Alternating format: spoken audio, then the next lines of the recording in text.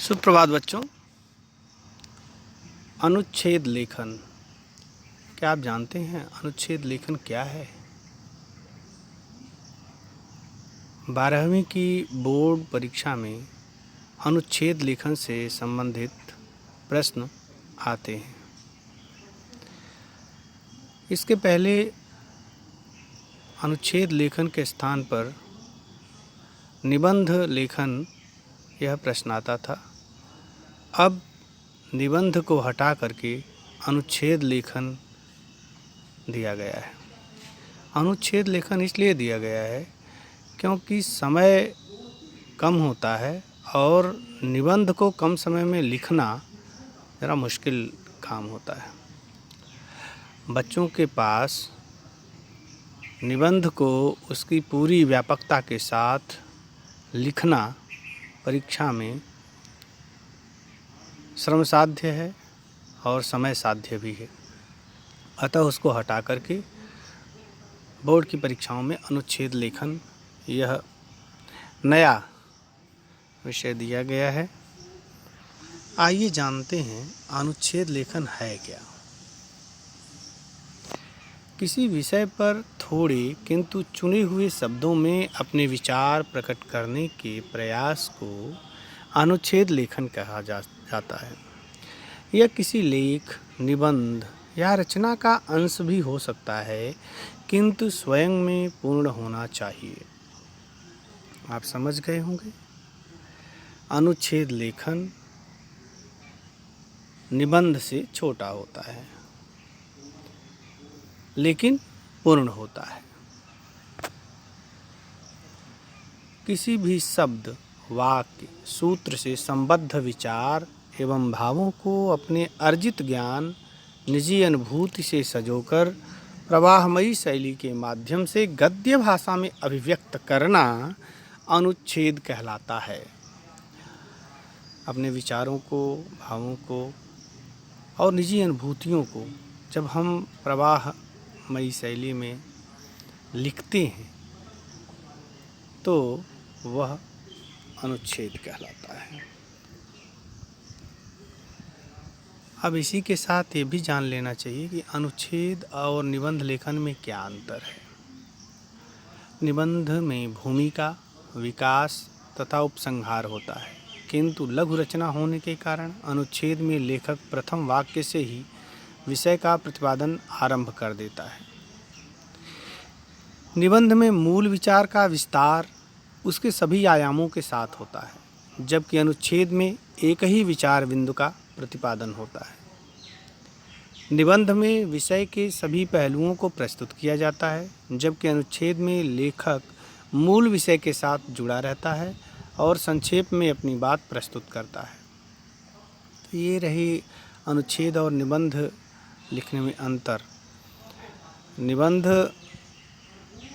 बहुत लंबी वैचारिक प्रक्रिया है और अनुच्छेद लेखन उसका एक अंश है। अनुच्छेद लिखते समय कुछ विशेष बिंदु हैं जिन पर हमें ध्यान देना चाहिए। चुने हुए विषय पर थोड़ा चिंतन मनन आवश्यक है ताकि मूल भाव भली भांति स्पष्ट हो जाए। अर्थात जब भी कोई अनुच्छेद लिखने आप बैठें तो उस विषय को पहले मन में बैठा करके उसके ऊपर चिंतन मनन जरूर करें। मूल भाव से संबद्ध विविध आयामों के बारे में सोचकर एक रूपरेखा बना लेनी चाहिए, जिससे विषय का विस्तार किया जा सके। बिना रूपरेखा के कोई भी लेख, छोटा हो या बड़ा हो, यह सुस्पष्ट और व्यवस्थित नहीं माना जा सकता। अतः अनुच्छेद लिखने के लिए भी मन में एक रूपरेखा जरूर बना लेनी चाहिए। एक स्ट्रक्चर उसका आपके दिमाग में होना चाहिए। क्रमबद्धता रहनी चाहिए।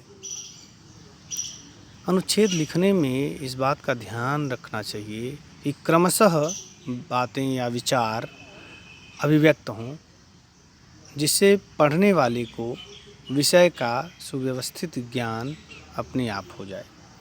पुनरावृत्ति दोष से बचना चाहिए। प्रायः जब हम लिखने लगते हैं तो भाव में आकर के उन्हीं बातों को कई बार लिख देते हैं या व्यक्त करते हैं, जिससे पृष्ठपेषण हो जाता है। और पृष्ठपेषण के दोष से बचने के लिए हमें यह ध्यान रखना चाहिए कि वो जो बात पहले कही जा चुकी है वह फिर से न कही जा रही हो। अप्रासंगिक या अनावश्यक बातों का उल्लेख नहीं करना चाहिए। अब चूँकि आपके पास समय कम होगा, स्पेस भी कम होगा, स्थान और समय की आवश्यकता को देखते हुए आप अनावश्यक जो प्रसंग से संबद्ध नहीं है उस बात का उल्लेख न करें तो अच्छा है, क्योंकि यह अनुच्छेद है। जब आप निबंध में अपने विचार व्यक्त कर रहे होते हैं तो आपके पास समय भी होता है और स्थान भी होता है, आप अपनी बातों को खुल करके रख सकते हैं, लेकिन यहाँ सीमा है, अतः उसी के अंदर आपको काम करना है। विषय को प्रस्तुत करने की शैली अथवा पद्धति तय करनी चाहिए। अब आपको जब अनुच्छेद लिखना है तो ये देखना होगा कि वह किस शैली का माध्यम लेकर के आप लिखना चाहते हैं। भिन्न भिन्न प्रकार की शैलियाँ होती हैं, उनको हम आगे देखेंगे। भाषा सरल, सुबोध और विषय के अनुकूल होनी चाहिए। मुहावरे, लोकोक्तियों आदि का प्रयोग करके भी भाषा को सुंदर और व्यवहारिक बनाया जा सकता है। लिखने के बाद पुनः उसका अध्ययन करना चाहिए और छूट गए दोषों का निराकरण करना चाहिए। तो कभी कभी लिखते समय हम प्रवाह में आकर के कुछ त्रुटियां करते हैं, वर्तनी संबंधी त्रुटियां करते हैं, वाक्य विन्यास संबंधी त्रुटियां करते हैं। तो जब हम दोबारा पढ़ें तो इस बात का विशेष ध्यान रखें कि इस तरह की कोई त्रुटि या गलती न हो। अनुच्छेद लिखते समय प्रायः भावात्मक शैली, समास शैली, व्यंग्य शैली, तरंग शैली, चित्र शैली और व्यास शैली का प्रयोग होता है। भावात्मक शैली भावपूर्ण निबंध होता है। समास शैली जिसमें अलंकारों का प्रयोग होता है, सामासिक पदावली रहती है, क्लिष्टता लिए हुए रहती है। व्यंग्य शैली जिसमें अन्योक्ति के माध्यम से बातें कही जाएं। तरंग शैली अर्थात एक बात से जुड़कर दूसरी बात, दूसरी से तीसरी बात, क्रमबद्धता होती है। चित्र शैली जिसमें चित्रों के माध्यम से चित्रात्मक वर्णन या किसी का शब्दों के माध्यम से शब्द चित्र बना दें। व्यास शैली जिसमें व्याख्यान